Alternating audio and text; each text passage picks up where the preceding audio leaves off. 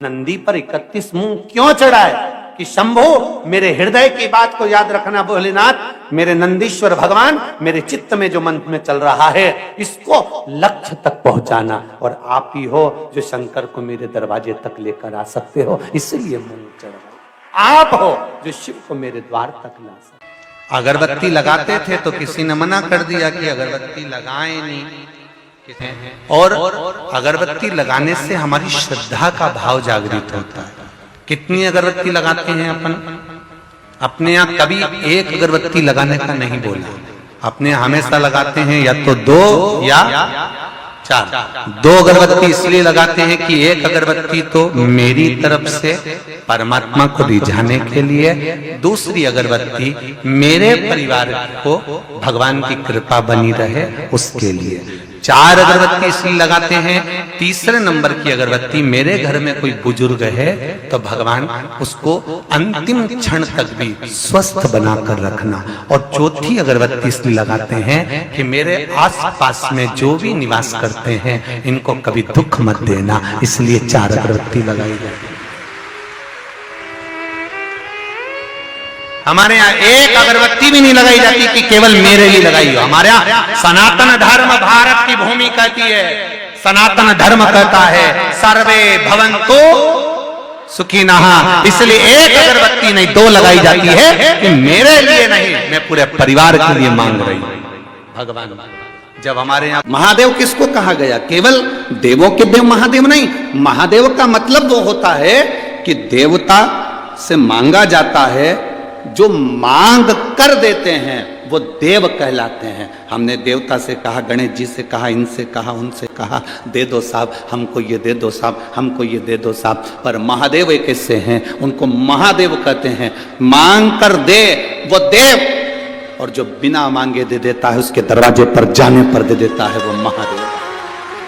छठ के दिन चाहे अंधेरी की छठ हो, चाहे उजाले की छठ हो, किसी भी छठ के दिन अगर षडानंद कार्तिकेय जी महाराज का नाम लेकर 6 बेलपत्र और उस 6 बेलपत्र पर 6 दुर्वा,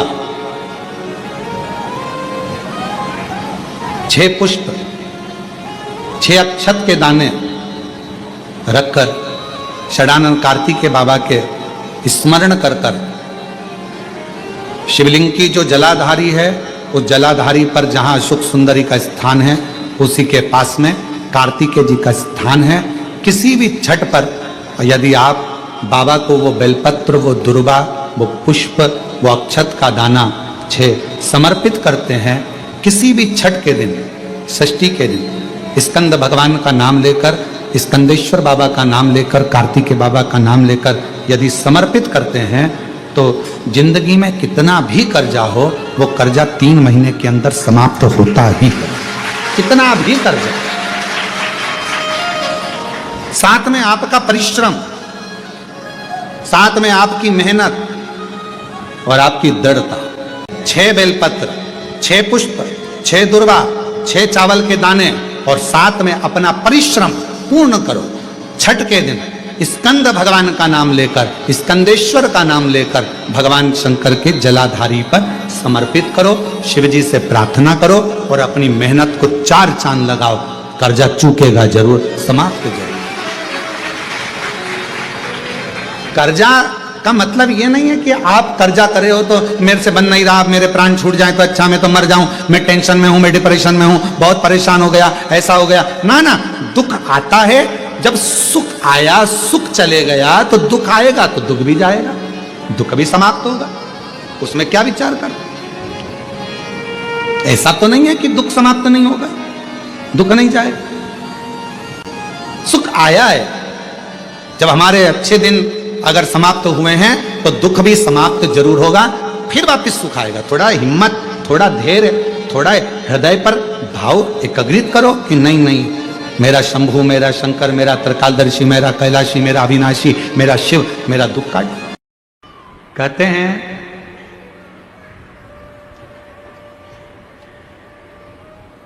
जब व्यक्ति के जीवन में कोई राह नहीं सूझ रही हो, कोई मार्ग नहीं मिल रहा हो, तब ये शिवलिंग है, जरा समझिएगा। एलईडी पर आपको दिखाया जा रहा है। मान लो ये शिवलिंग है, ये जलाधार है। ये जल यहां चढ़ाते हो तो वो पानी बहकर इधर आता है, जल बहकर इधर आता है। मान लो कोई राह नहीं दिख रही हो, आपको लग रहा है कि मैं बहुत फंस चुके हूं और निकल नहीं पा रहा हूं, मार्ग नहीं मिल रहा। थोड़ा सा लाल चंदन जहां ये जल बहता है, इसके दोनों ओर, इधर गणपति इधर कार्तिक है, थोड़ा थोड़ा लाल चंदन दोनों जगह पर लगाना प्रारंभ करो और उत्तर की ओर मुख कर कर दक्षिण में खड़े होकर शिव जी को जल चढ़ाना प्रारंभ करो। 3 या 4 दिन तक आपने अगर दोनों जगह पर चंदन लगाकर दक्षिण में खड़े होकर उत्तर की ओर मुख कर कर भगवान के शिवलिंग पर जल चढ़ाया, पहले लगाना चंदन दोनों ओर लाल और फिर जल चढ़ाना। 3 से 4 दिन में स्वयं मेरा भोले बाबा आपको मार्ग निश्चित कर देगा और रास्ते क्लियर कर देगा। ज्यादा दिन नहीं, 3-4 दिन।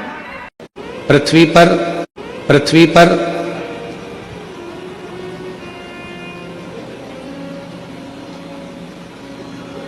अमीर बनना बहुत सरल है। आप मृत्युलोक में जन्म लिए हो, पृथ्वी पर आए हो, अमीर बनना बहुत सरल है, बहुत सरल। पर अमीर बनना सरल है, पर अमर बनना सरल है क्या? जम के तो बोलो। लंका के राजा रावण ने भी यह विचार करा था कि मैं अमर बन जाऊं। कंस ने भी यह विचार करा था कि मैं अमर बन जाऊं। हिरण्यकशिपु ने विचार करा था कि मैं अमर बन जाऊं। हिरण्याक्ष ने यह विचार करा था कि मैं अमर बन जाऊं। अमर बनना कठिन है। अमीर पुराण की कथा कहती है कि अमर बनना भी सरल है। जरूरी नहीं कि हमारा शरीर अमर हो, हमारा शरीर रहे तो हम अमर माने जाएंगे। शिव महापुराण की कथा कहती है अगर अमर होना है तो उसके 4 तरीके बताए गए। उन 4 तरीकों में से कोई एक तरीका आपकी जिंदगी में उतार लो, आप अमर हो गए। कौन कौन अमर होना चाहता है? जम के तो बोलो। सब होना चाहते हो ना अमर? हम भी अमर होना चाहते हैं, ठीक है। 4 तरीके में से कोई सा भी एक तरीका अपनाना है जिससे आप और हम अमर हो जाए। पहला तरीका अपनाने के लिए तैयार हो जाओ। अपनी जिंदगी में एक वृक्ष, एक पेड़ जरूर लगाओ। आप चले भी जाओगे तो वह पेड़ अमर रहेगा। अमर होने के 4 तरीके बताए हैं। पहले नंबर का है वृक्षारोपण। अपने नजदीक में, अपने करीब में कोई अच्छी जगह पर एक वृक्ष लगाओ, उस वृक्ष की परवरिश करो और उस परवरिश को कर कर उस वृक्ष को लगाकर बड़ा करो। हम रहें चाहे ना रहें, तो पेड़ जब तक पृथ्वी पर रहेगा दूसरे को छाया देता रहेगा। लोग तुम्हें याद करते रहेंगे कि हमारे काका जी ने यह पेड़ लगाया। दूसरे नंबर पर अमर होने का दूसरा साधन बताया। अमर होना चाहते हो तो दूसरा तरीका है अपने बच्चे को जैसे पढ़ाते हो वैसे ही कोई गरीब का बच्चा जिसको अच्छी एजुकेशन की जरूरत है और उसके पास पढ़ने का पैसा नहीं है, अपने पैसे से उस बच्चे को धीरे धीरे पढ़ाना चालू करो। जब वो किसी अच्छे ओहदे पर जाकर बैठ जाएगा, समझ लेना कि आप अमर हो गए, आपकी जिंदगी अमर हो गई, आप अमर हो गए।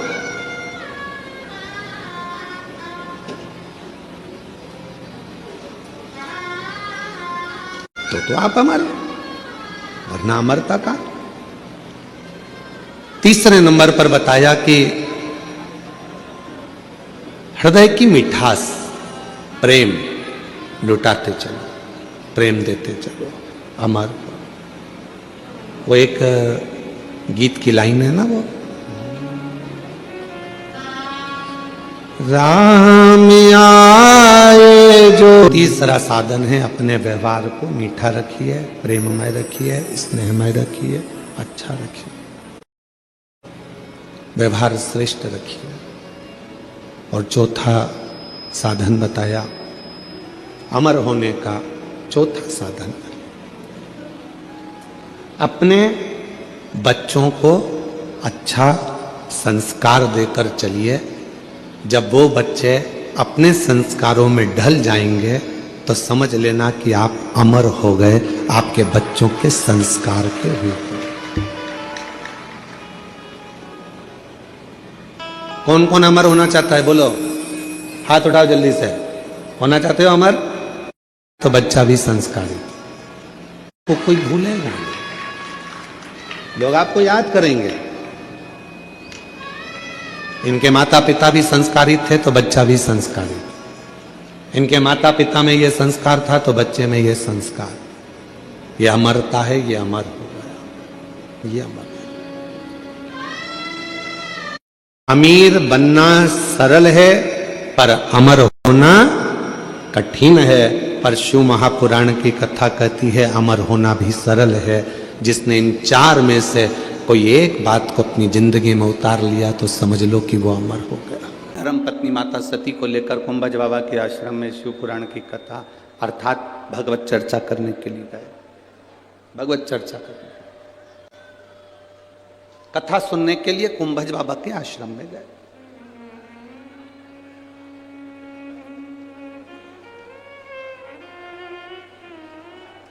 अब जरा विचार करिए, शिव जी माता सती को लेकर कुंभज बाबा के यहां पहुंचे। कुंभज बाबा के हाथ जोड़े, प्रणाम करा, नमन करा। सती मैया ने प्रणाम नहीं करा।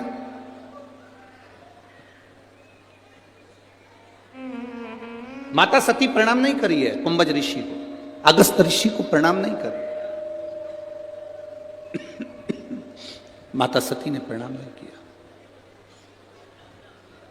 प्रणाम केवल देवादिदेव महादेव ने किया, सती मैया प्रणाम नहीं करी। तो भोलेनाथ जी ने कहा कि सती प्रणाम करो, ये कुंभज ऋषि हैं, अगस्त ऋषि हैं, इनको प्रणाम करो, इनको नमन करो। सती मैया प्रणाम नहीं कर रही। सती माता प्रणाम करे, कुंभज ऋषि को देवादिदेव महादेव प्रणाम करें। कुंभज ऋषि अपनी जगह से खड़े होकर सती मैया को और महादेव को प्रणाम कर रहे हैं। सती मैया को भी कुंभज ऋषि ने प्रणाम किया और महादेव को भी कुंभज ऋषि ने प्रणाम किया। अगस्त बाबा ने प्रणाम किया।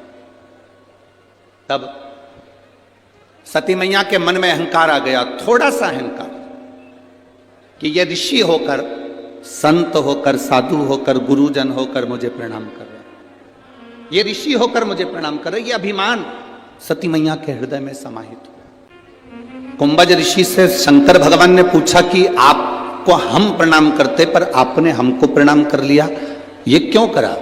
तो कुंभज बाबा कहते हैं कि मैं कथा बाचने वाला हूं और आप कथा सुनने वाले।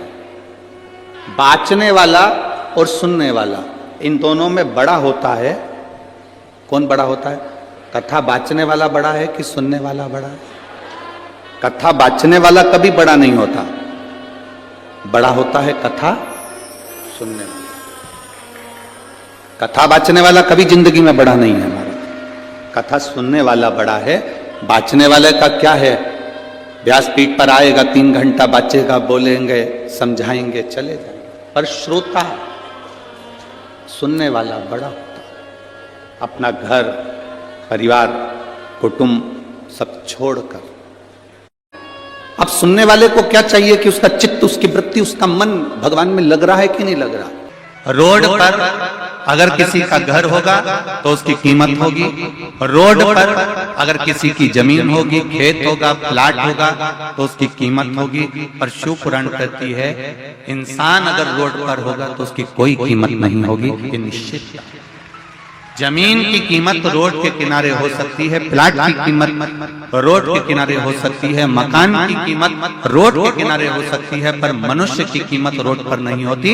शिव महापुराण की कथा कहती है एक मक्खी सब्जी पर बैठी और तुल गई तो 2 रुपए किलो के भाव में सब्जी की कोई कीमत नहीं होगी। उस मक्खी की कोई कीमत नहीं होगी। कबाड़े के ऊपर बैठकर तुल गई तो उस मक्खी की कोई कीमत नहीं होगी। पर वही मक्खी अगर सोने के ऊपर रखा जाए और सुनार सोना तोल रहा हो और मक्खी उस पर बैठ जाए तो वो मक्खी भी 5,000 रुपए की हो जाएगी। ये निश्चित है, उसकी कीमत बढ़ जाएगी। मक्खी अगर तुलते समय सब्जी पर बैठी है तो उसकी कोई कीमत नहीं है। मक्खी तुलते समय अगर किराने के सामान पर बैठी है तो उसकी कोई कीमत नहीं है। मक्खी तुलते हुए कबाड़े के सामान पर बैठी है तो उसकी कोई कीमत नहीं है। और वही मक्खी अगर सोने पर सोना तुल रहा है और उस पर अगर मक्खी बैठ गई है तो वो मक्खी की कीमत भी अपने आप बढ़ जाएगी। उसी तरह आप किस जगह पर बैठ रहे हो, किस चौराहे पर बैठ रहे हो, किस पान की दुकान पर जाकर बैठ रहे हो, किस गुमठी पर जाकर बैठ रहे हो, किस पेड़ के नीचे जाकर बैठ रहे हो, किस रोड पर जाकर बैठ रहे हो, उसकी कीमत नहीं है। शिव महापुराण की कथा कहती है जब हम भगवान की शरणागति में, सत्संग में या शिव महापुराण में जाकर बैठते हैं तो ये शरीर की भी कीमत बढ़ जाती है और आत्मा की भी कीमत बढ़ जाती है। इसकी कीमत बड़ी है, ये शरीर की कीमत भी बड़ी और आत्मा की कीमत भी बड़ी। हम जब भजन करने बैठे, हम जब स्मरण करने बैठे, आप उठाकर देखिए इतने शास्त्रों को, इतने प्रमाणों को हमारे उठाकर देखिएगा। रामकृष्ण परमहंस जी को देखिए, चैतन्य महाप्रभु जी को देखिए, श्री महावीर स्वामी जी को देखिए, गौतम बुद्ध जी को देखिए, नामदेव जी, तुकाराम जी, मीराबाई, कर्माबाई, मुक्ताबाई, नरसिंह मेहता, प्रहलाद, इनका यदि स्मरण करेंगे तो इन्होंने अपने शरीर की कीमत को बढ़ा लिया भगवान का भजन। इन्होंने शरीर की कीमत को बढ़ा लिया भगवत स्मरण कर। इन्होंने शरीर की कीमत को बढ़ा लिया भगवत नाम का जप कर। हमारे नैनों में जल भर जाए कि मैं तो बहुत गरीब हूं, या मेरा शरीर बेकार है, या भगवान ने मुझे जबरदस्ती पैदा कर दिया, भगवान ने यूं ही मुझे जन्म दे दिया। एक बात बहुत अच्छे से याद रखना, पहले भी कथा में कही, आज फिर कहते हैं, यहाँ जितनी मेरी बहनें बैठी हुई हैं, जितनी माताएं बैठी हुई हैं, जितने भाई लोग बैठे हुए हैं और जितने भी बांधव लोग यहाँ बैठे हुए हैं, आप सोने वाले कमरे में या अपने कक्ष के अंदर कोई भी अटाला चीज नहीं रखते। तुम अपनी अलमारी में हमेशा अच्छी चीज ही रखते हो, कीमती चीज ही रखते हो। जब तुम अपने कमरे में, तुम अपनी अलमारी में, तुम अपने कक्ष में, तुम अपने मकान में कोई भी अटाला सामान नहीं रखते तो जरा विचार करिए, ये पृथ्वी पूरी की पूरी मेरे महादेव का घर है। जब आप अटाला सामान नहीं रखते तो मेरा महादेव किसी फालतू को इस पृथ्वी पर क्यों रखेगा? जरा विचार करो। अगर भगवान ने जन्म दिया है, मृत्यु लोक में आए हो, पृथ्वी पर जन्म हुआ है, तो तुम्हें कीमत वाला बनाकर मेरे परमात्मा ने भेजा। ऐसा कोई मनुष्य, ऐसा कोई मानव, ऐसा कोई पृथ्वी पर मनुष्य जन्म नहीं लेता जिसको भगवान कीमत वाला बनाकर नहीं पैदा करता। बस आपको निखरने की जरूरत है।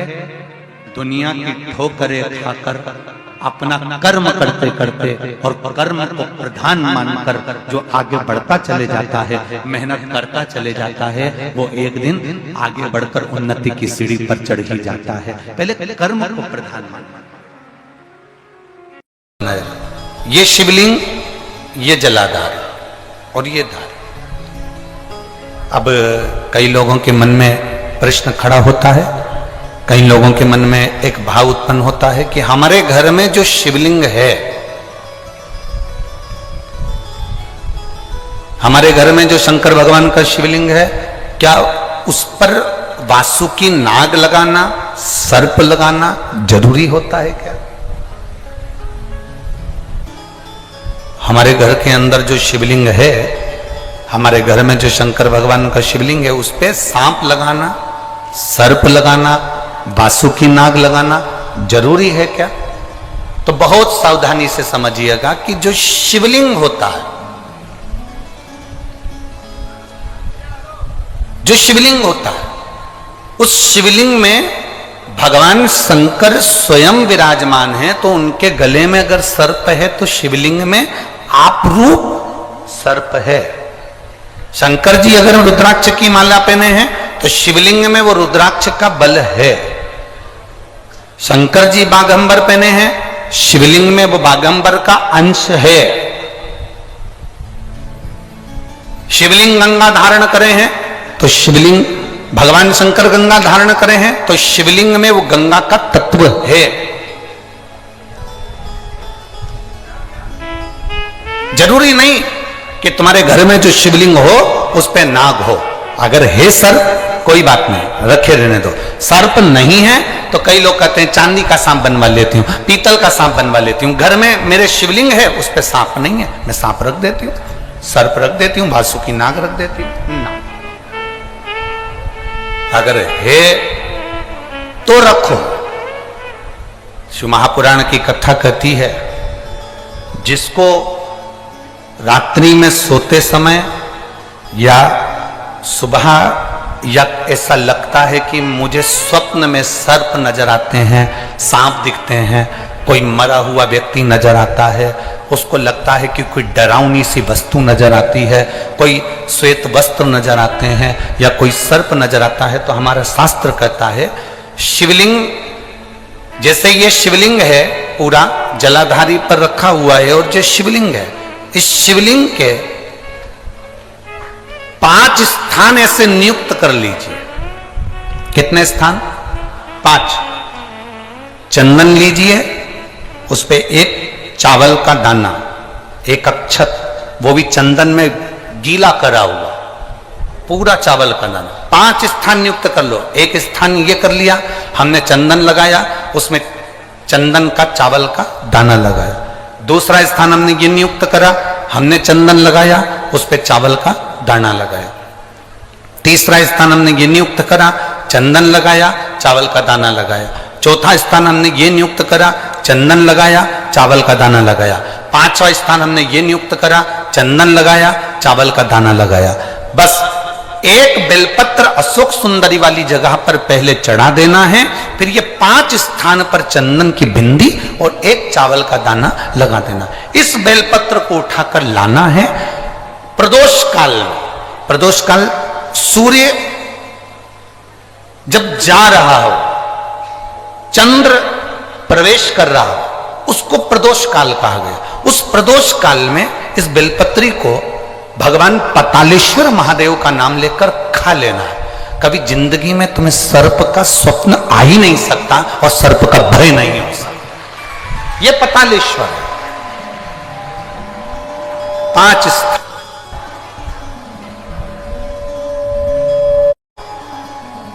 समझ में आया है ना?